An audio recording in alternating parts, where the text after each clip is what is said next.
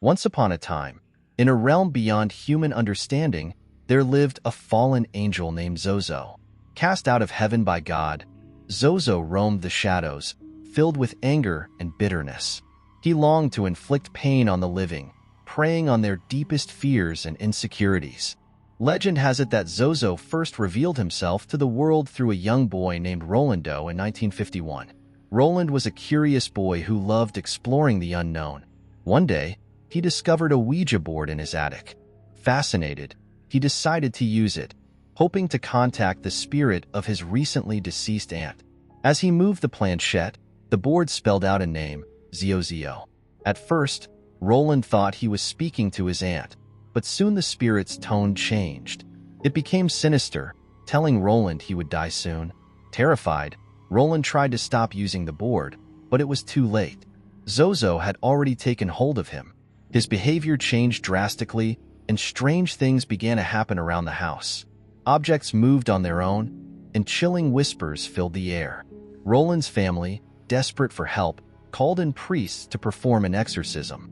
After a violent struggle, they finally managed to banish Zozo from the boy.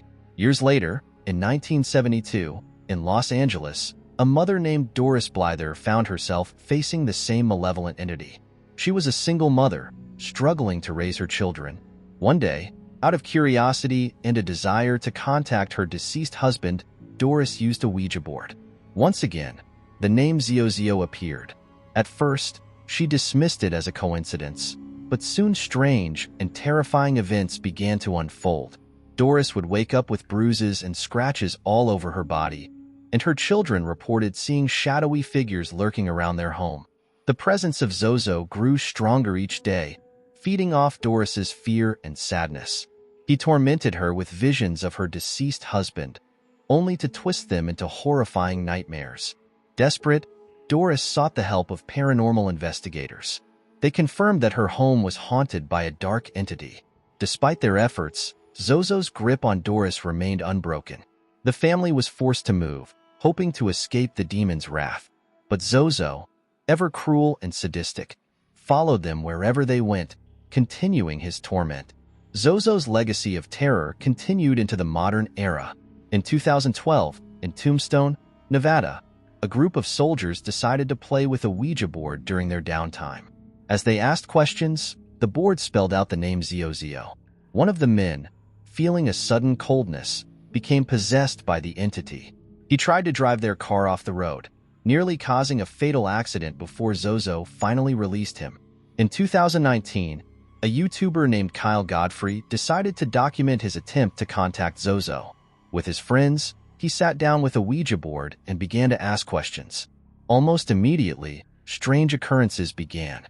The lights flickered, objects moved on their own, and a chilling presence filled the room. Kyle felt an overwhelming sense of dread as the board spelled out Zozo. Throughout the session, the entity mocked them, predicting their deaths and causing chaos. Afterward, Kyle and his friends experienced ongoing poltergeist activity, with doors slamming and eerie whispers echoing in the night.